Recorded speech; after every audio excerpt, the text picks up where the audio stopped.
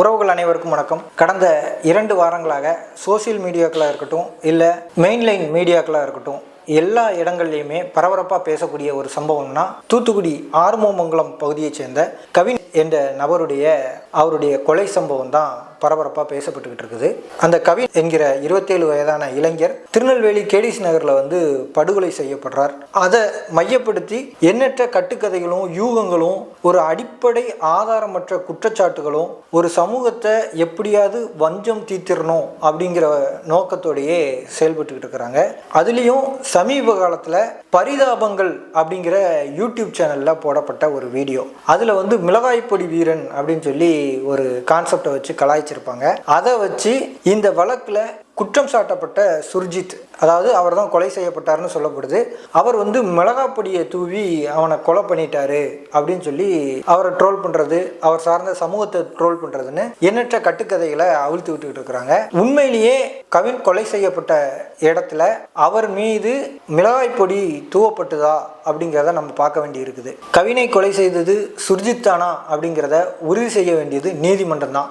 இதில் நம்ம கருத்து கூறுறதுக்கு எல்லாருக்கும் உரிமை இருக்குதே தவிர, ஆனால் இறுதி முடிவுங்கிறது நீதிமன்றத்தை பொறுத்து தான். காவல்துறைக்கே அவங்க இந்த வழக்கோட விசாரணையை மட்டும்தான் இதில் தெரிவிக்க முடியுமே ஒழிஞ்சு அதில் இவங்க தீர்ப்பு எழுதிட முடியாது. அந்த வகையில் ஒரு கொலை சம்பவமோ அல்லது ஒரு குற்ற சம்பவமோ நடக்கும்போது அந்த சம்பவத்திற்கு அடிப்படை ஆதாரமாக ஒரு விசாரணைக்கு முதல் தகவலாக இருக்கக்கூடியது அந்த புகார், அதாவது எஃப்ஐஆர்னு சொல்லுவோம் இல்லையா, முதல் தகவல் அறிக்கை. அதுதான். அதை யார் கொடுத்திருக்கிறா அப்படின்னா கவின் அவர்களுடைய தாயார் தான் கொடுத்திருக்கிறாங்க.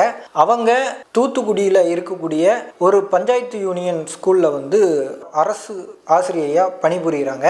அவங்க தன்னுடைய கணவர்கிட்ட இருந்து பிரிஞ்சிருந்தோ இல்லை தற்காலிகமாக வேலை விஷயத்துக்காகவோ தூத்துக்குடியில் தங்கியிருந்து அந்த ஊருக்கு போய் வேலை பார்க்குறதா சொல்லப்படுது. அவங்க தான் இதில் இந்த சம்பவத்தை நேரில் பார்த்த மாதிரியான ஒரு கம்ப்ளைண்ட்டை கொடுத்துருக்குறாங்க. இந்த கம்ப்ளைண்ட்டோட காப்பி உங்களுக்கு பார்த்தாலே தெரியும். இந்த கம்ப்ளைண்ட்டோட காப்பியை நமக்கு ஒரு காவல்துறை கொடுத்துருச்சோ, சம்மந்தப்பட்ட காவல்துறை அதிகாரி இவங்களுக்கு சாதகமாக செயல்படுறாரோன்னு குற்றம் சாட்டலாம். இந்த கம்ப்ளைண்ட் காப்பியை நம்ம எங்கேருந்து எடுத்தோம் அப்படின்னா, விடுதலை சிறுத்தைகள் கட்சியினுடைய வன்னியரசு அவர்கள் 28ஆம் தேதி மதியம் 2:18க்கு ஃபேஸ்புக்கில் ஷேர் செஞ்சிருக்கிறாரு இந்த தகவலை. அதுல இருந்தா எடுக்கிறோம். அவரும் கௌஷி சங்கர், அதாவது உடுமலைப்பேட்டை சங்கர் கொலை வழக்கில் அந்த காதலி இருக்காங்கல்ல கௌசல்யா, அவங்க பகிர்ந்துருக்கிறாங்க. அதை இவர் வன்னியரசு ஷேர் செஞ்சுருக்கிறாரு. அதனால் இந்த கம்ப்ளைண்ட் காப்பி நமக்கு எப்படி கிடைச்சதுன்னு அதை வச்சு ஒரு விவாதத்தை யாரும் பண்ண வேண்டாம். அந்த புகாரில் கவின் தாயார் என்ன சொல்லியிருக்காங்க அப்படிங்கிறத நீங்கள் வாசித்து பார்த்தாலே தெரியும். கவின் ஒரு வாரத்துக்கு முன்னால் ஒரு சின்ன ஆக்சிடெண்ட் நடந்ததாகவும் அதற்காக ஒரு வார காலமாக திருச்செந்தூரில் உள்ள ஒரு மருத்துவமனையில் சிகிச்சை பெற்றதாகவும் சொல்கிறாங்க. அப்போ இவங்களோட படித்த பள்ளி தோழியான தர்ஷினிங்கிற நபரை இவங்க தொடர்பு கொண்டு அவங்க ஆலோசனை கேட்கறதுக்காக தான் இவங்க எல்லாரும் வந்ததா சொல்றாங்க.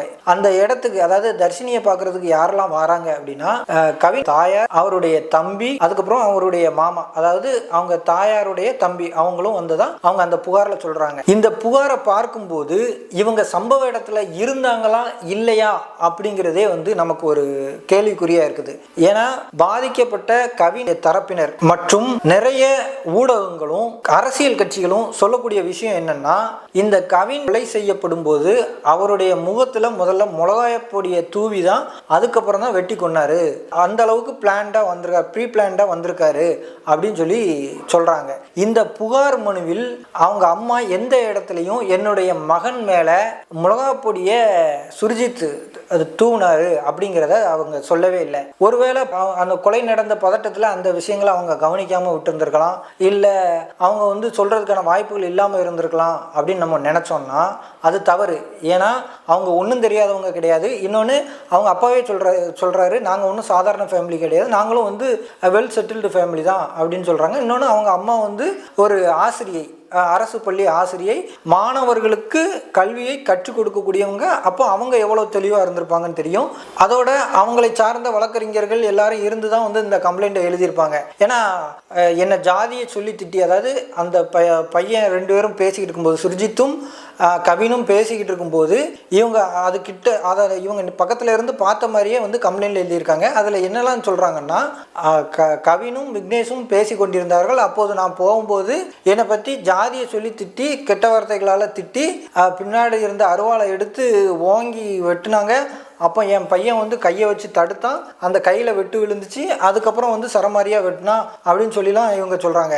அதுபோக இவனு மேலே வந்து சாதி ஆணவ கொலை நடவடிக்கை எடுக்கணும், அவங்க அப்பா அம்மாவுக்கு தொடர்பு இருக்குங்கிறதெல்லாம் வந்து கம்ப்ளைண்ட்லேயே சேர்க்குறாங்க. அப்போது அந்த அளவுக்கு டீட்டெயிலாக எழுத தெரிஞ்சவங்க, பின்னாடியிலேருந்து அருவாளை எடுத்து வெட்ட வந்தான், அப்போ கையை வச்சு தடுத்தான் அப்படின்னு சொல்லக்கூடிய அளவுக்கு இருக்கிறவங்க என் பையன் மேலே மிளகா பொடியை தூவனா அப்படிங்கிறத அவங்க சொல்லலை. ஒருவேளை போஸ்ட்மார்ட்டம் ரிப்போர்ட்டில் மிளகா பொடி அவங்க கண்ணில் இருக்குதா இல்லை முகத்தில் இருக்குதா அப்படிங்கிறது நமக்கு தெரியல. ஆனால் நமக்கு தெரிந்த தகவலின் அடிப்படையில் போஸ்ட்மார்ட்டம் ரிப்போர்ட்டுங்கிறது வெளியில் வரல, யாருக்கும் தெரியாது. ஆனால் கம்ப்ளைண்ட் காப்பி எல்லாருக்கும் போயிருக்கும். வன்னியரசு பகிர்ந்தது, விடுதலை சிறுத்தைகள் கட்சியினுடைய வன்னியரசு பகிர்ந்தது எல்லாத்துக்குமே தெரிஞ்சிருந்திருக்கும். அந்த கம்ப்ளைண்ட் காப்பியில் இந்த அம்மா வந்து எந்த இடத்துலையுமே எனது மகன் மீது மிளகா பொடியை தூவுனாங்க அப்படிங்கிறத சொல்லலை. நமக்கு இருக்கக்கூடிய மிகப்பெரிய சந்தேகம் என்னன்னா, இந்த அம்மாவும் அவங்களுடைய மகனும் அந்த இடத்துல இருந்தாங்களா அப்படிங்கிறதே நமக்கு சந்தேகமாக இருக்குது. ஒரு தரப்பினர் என்ன சொல்கிறாங்க, இவங்க வந்து சம்பவம் நடந்து 1 மணி நேரம் கழித்து தான் தூத்துக்குடியிலேருந்து வந்தாங்கன்னு சொல்கிறாங்க. அவங்களுடைய இளைய பையன் வந்து சென்னையில் பெருங்குளத்தூரில் ஒரு கம்பெனியில் வேலை பார்த்ததாகவும், அவர் வந்து மறுநாள் காலையில் தான் இங்கே வந்ததாகவும் சொல்கிறாங்க. அது எந்த அளவுக்கு உண்மைங்கிறது தெரியல. அதை உறுதிப்படுத்துகிற விதமாக தான் இவங்களுடைய புகார்லையும் நாங்கள் தூத்துக்குடியில் வசிக்கிறோம்னு சொல்கிறாங்க. அதே மாதிரி அவங்க பையனும் சென்னையில் ஒர்க் பண்ணுறாங்க அப்படிங்கிறத சொல்கிறாங்க. அப்படி இருக்கும்போது இந்த புகார் மனுவையே முழுமையாக காவல்துறை விசாரிச்சிருந்திருக்கணும். அரசியல் அழுத்தத்தின் காரணமாகவும் குறிப்பிட்ட பட்டியலின சமூக மக்கள் வந்து கொடுத்த அழுத்தத்தின் பேரினாலும் சுர்ஜித்தின் தந்தையை கைது செய்ததே தவறு. என்ன கேட்டால், சுர்ஜித்தை கைது பண்ணியிருக்கதே வந்து தவறுன்னு தான் சொல்லணும். அவர் வந்து சரணடைஞ்சதாக சொல்கிறாங்க. அவர் எந்த வகையில் சரணடைஞ்சார் அப்படிங்கிறது அது விசாரணையில் தான் வரும். இதில் அவர் குற்றம் செஞ்சாரா அப்படிங்கிறதே நமக்கு வந்து ஒரு சந்தேகமாக இருக்கிறதுக்கு காரணம் என்னென்னா, இந்த அம்மா அந்த சம்பவத்தை நேரில் பார்த்தேன் அப்படின்னு சொல்கிறது. நிறைய பேரால் சொல்லக்கூடியது என்னென்னா, சம்பவம் கவின் கொலை நடந்த நேரத்தில் அந்த இடத்துல கவினுடைய அம்மாவும் இல்லை, அவனுடைய தம்பியும் இல்லை அப்படிங்கிறதான். அப்படி இருக்கும்போது எப்படி தான் நேரில் பார்த்த மாதிரி இப்படி ஒரு கம்ப்ளைண்ட்டை கொடுக்க முடியும்? அப்போ இதுவே வந்து ஒரு கட்டமைக்கப்பட்ட ஒரு கதை மாதிரி தான் தெரியுது அப்படிங்கிறத நிறைய பேர் கேள்விகளாக எழுப்புறாங்க. அப்படி இருக்கிற சூழ்நிலையில் யாரோ ஒரு 2-3 யூடியூபர்ஸ் வந்து மிளகா பொடியை வச்சு ஒரு கண்டென்ட்டை கிரியேட் பண்ணி போட்டாங்க அப்படின்னா அவங்க வந்து எந்த சமுதாயத்தையும் குறிப்பிடலை.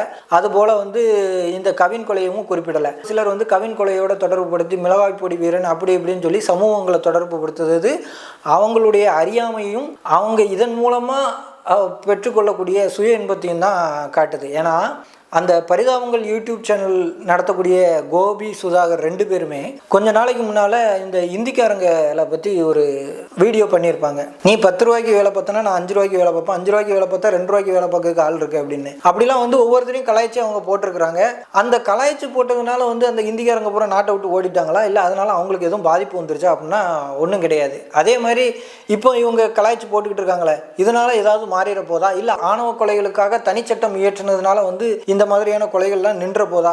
இப்போ இருக்கக்கூடிய தண்டனைகளே வந்து கடுமையான தண்டனைகள் தான். ஒரு கொலைன்னு பண்ணுனா அந்த கொலைக்கான தண்டனைங்கிறது மரண தண்டனையோ இல்லை ஆயுள் தண்டனையோடு தான். இந்த மாதிரி கொலைகள் நடக்கிறது ஒருவேளை இது ஆணவ கொலையாக இருந்திருந்தா, அந்த கொலையை சுர்ஜித் பண்ணியிருந்தா, இது மாதிரியான கொலைகள் நடக்கிறதுக்கு உணர்ச்சி வசம் மட்டும்தான் காரணமாக இருக்க முடியுமே தவிர மற்றபடி ப்ரீ பிளான்டாக பண்ணுற வைக்கிற அந்த மாதிரி விஷயங்கள் இருக்காது அப்படிங்கிறது தான் நம்மளுடைய கருத்து. அப்படி இருக்க கொலைகளை தண்டனைகள் மூலமாக எப்படி நீங்கள் திருத்த முடியும்? கடுமையான சட்டங்கள் மூலமாக நீங்கள் எப்படி திருத்த முடியும்? மக்கள்கிட்ட விழிப்புணர்வு ஏற்படுத்துவதன் மூலமாக மட்டும்தான் ஆணவ கொலைகள் அப்படிங்கிறத நம்ம தடுக்க முடியும். அது இந்த கொலைக்கு பொருந்துமா பொருந்தாதா அப்படிங்கிறத நீதிமன்ற விசாரணை முடிவடையும் போது தான் நமக்கு தெரிய வரும். ஏன்னா காவல்துறை விசாரணைங்கிறத நம்மளால் நம்ப முடியலை. ஏன்னா காவல்துறை முறையாக விசாரணை பண்ணிருச்சுன்னா இந்த புகாரை பார்த்தே தெரிஞ்சிருக்கும் இது பொய்யா இல்லை உண்மையாங்கிறது. அந்த சுர்ஜித்தையோ சுர்ஜித்தினுடைய தந்தையவோ கைது பண்ண வேண்டிய தேவையே இருந்திருக்காது, இவ்வளவு பெரிய அழுத்தங்களும் இருந்திருக்காது. காவல்துறை ஒரு அறிக்கையை கொடுத்து இல்லை வந்து விரிவான விளக்கத்தை கொடுத்துருந்துச்சு அப்படின்னா அதில் வந்து காவல்துறைக்கு எந்த அளவுக்கு அரசியல் ப்ரெஷர் இருந்துச்சு அப்படிங்கிறத நம்ம நேரடியாகவே கண்கூடாகவே பார்க்க முடிஞ்சது. எத்தனை மினிஸ்டர்ஸ் போனாங்க, அவங்க அப்பாவை அரெஸ்ட் பண்ணதுக்கும் அம்மாவை அரெஸ்ட் பண்ணுறதுக்கும் எந்த மாதிரியான அழுத்தங்கள் கொடுக்கப்பட்டுச்சு அப்படிங்கிறத நம்ம வீடியோக்களில் நேரடியாகவே பார்க்க முடிஞ்சது. அதனால் இத்தனை அமைச்சர்கள், இத்தனை எம்பிக்கள், ஒரு கலெக்டர், இதே ஒரு சாதாரண கொலைக்குனா போவாங்களான்னு தெரியல. இந்த அளவுக்கு மீடியா வெளிச்சம் இருக்கிறதுனால இந்த கொலைக்கு கலெக்டர்ல இருந்து மினிஸ்டர்ல இருந்து எல்லாரும் போய் மலர் வளையம் வச்சு அவரை ஒரு தியாகியாக கொண்டாடிட்டாங்க. அது தவறு கிடையாது. ஒரு இழப்புங்கிறது யாராலையும் ஏற்றுக்கொள்ள முடியாது தான். அப்படி இருக்கிற பட்சத்தில் அவங்களுக்கு மரியாதை செய்கிறது தவறு கிடையாது. ஆனால் இந்த கொலைக்கு மட்டும் ஏன் இப்படி நடக்குது அப்படிங்கிறது தான் நம்மளுடைய கேள்வி. அதுக்கான அழுத்தங்கள் கொடுக்கப்பட்டிருக்குது. அந்த அழுத்தம் காவல்துறைக்கும் 100% இருந்திருக்கு அப்படிங்கிறத நம்மளால உறுதியாக சொல்ல முடியுது. அதனால தான் ஒரு காவல் அதிகாரியாக இருக்கவங்க மேலேயே எந்த ஒரு முகாந்திரமும் இல்லாமல் ஒரு புகார் கொடுத்தாங்க அப்படிங்கிற ஒரே காரணத்துக்காக விசாரணை நடத்தாமலேயே சஸ்பெண்ட் செய்யப்பட்டிருக்காங்க. அது மட்டும் இல்லாமல் அவங்க சிறையிலையும் அடைச்சிருக்காங்க அப்படிங்கிறத நம்மளால சொல்ல முடியுது. இதன் மூலமாக நம்ம சொல்ல வரக்கூடியது என்ன அப்படின்னா, சுர்ஜித் இன்னசென்ட்டாகவும் இருக்கலாம், கொலையாளியாகவும் இருக்கலாம். ஆனால் இந்த கொலையை வச்சுக்கிட்டு தங்களை பிரபலப்படுத்திக்கிடணும் அப்படிங்கிறதுக்காக யூகங்கள் அடிப்படையிலையும் கற்பனைகள் அடிப்படையிலையும் என்னென்ன கருத்துக்களையோ சொல்கிறத யாராலையும் ஏற்றுக்கிட முடியாது. அது மற்றவங்களை மகிழ்விக்கிற விதமாக இருக்குது, இல்லை என்டர்டெயின்மெண்ட் பண்ணுற விதமாக இருக்குது அப்படின்னா பரவாயில்ல. இன்னொருத்தர் மனசை புண்படுத்தும்படியாக இருந்துச்சு அப்படின்னா அது கண்டிப்பான முறையில் கண்டிக்கத்தக்கது. இது மிளகாய்ப்பொடி வீரன் அப்படிங்கிற ஒரு கான்செப்டை வச்சுக்கிட்டு ஒரு குறிப்பிட்ட சமூகத்தை கோழைன்னு சொல்கிறதும் இல்லை அவங்கள வேறு மாதிரியாக விமர்சிக்கிறதையும் கண்டிப்பான முறையில் ஏற்றுக்கிட முடியாது. அதுக்கான விளக்கத்தை கொடுக்கறதுக்காக தான் இந்த காணொலி. மற்றபடி யாருடைய மனதையும் புண்படுத்துறதுக்காக இந்த காணொலியை நம்ம பதிவு பண்ணலை. மொத்தத்தில் அந்த அம்மா, கவினுடைய அம்மா கொடுத்த புகாரின் அடிப்படையில் அவங்க சம்பவத்தை நேரில் பார்த்ததா சொல்கிறாங்க. அதன் அடிப்படையில் இந்த கவினுடைய கொலை வழக்கில் மிளகாய் பொடி பயன்படுத்தப்படவில்லை அப்படிங்கிறதான் உண்மை. அது போக போக விசாரணையில் காவல்துறையும் நீதிமன்றமும் தான் தெளிவுபடுத்தணும். காவல்துறை தெளிவுபடுத்துமான்னு தெரியாது. நீதிமன்ற தீர்ப்புகளின் மூலமாக தான் அதை நம்ம உறுதிப்படுத்த முடியும். ஏன்னா மீடியாக்களையும் நம்ம நம்ப முடியலை. நம்ம அந்த காலத்துலலாம் செய்திகளில் வரக்கூடிய ஒரு நியூஸை நம்ம என்னங்கிறத தெரிஞ்சுக்கிடலாம். ஆனால் இன்றைக்கி செய்தி சேனல்கள்லேயே ஒரு குறிப்பிட்ட சாதியினர் ஆதிக்கம் செலுத்துறதுனால எது உண்மையான செய்தி எது பொய்யான செய்தினே நம்மளால் உணர முடியல. அந்த அளவுக்கு உண்மையையும் பொய்யையும் தங்களுக்கு சாதகமாக பயன்படுத்தக்கூடிய பத்திரிகையாளர்கள் என்ற போர்வையில் தங்களை அடையாளப்படுத்தி கொள்ளக்கூடிய ஜாதி வெறியர்கள் எல்லா இடங்களிலும் புகுந்து விட்டார்கள். அதனால தான் இது மாதிரியான விளக்கத்தை நம்ம கொடுக்க வேண்டியது இருக்குது. வேறு ஏதாவது இந்த வழக்கு பற்றிய தகவல்கள் தெரிந்தால் நான் உங்களுக்கு தெரியப்படுத்துகிறேன். அந்த கம்ப்ளைண்ட் காப்பியை பார்த்துருப்பீங்க. இல்லைன்னா நான் டிஸ்கிரிப்ஷனில் கொடுக்குறேன், அதோட லிங்க். அதுலேயே போய் பாருங்கள். அந்த கம்ப்ளைண்ட் காப்பியில் என்ன இருக்குதுங்கிறத நீங்களே பார்த்து தெரிஞ்சுக்கலாம். இந்த விஷயத்தில் மிளகாய் பொடி அப்படிங்கிறது பயன்படுத்தப்படலை அப்படிங்கிறது. இன்னொன்று, இந்த சம்பவத்தை அந்த கவினுடைய தாயார் மற்றும் அவருடைய தம்பி நேரடியாக பார்க்கல அப்படிங்கிறதையும் நம்மளால் அனுமானிக்க முடியுது. அவங்க நேரில் பார்க்கல அப்படின்னா அவங்க குற்றம் சுமத்திய சுர்ஜித் என்கிற நபர் செய்திருப்பதற்கும் வாய்ப்புகள் இல்லை அப்படிங்கிறது தான் நம்மளுடைய கருத்தாக இருக்கிறது. எது எப்படியானாலும் நீதிமன்றம் தான் அதை உறுதி பண்ணணும்.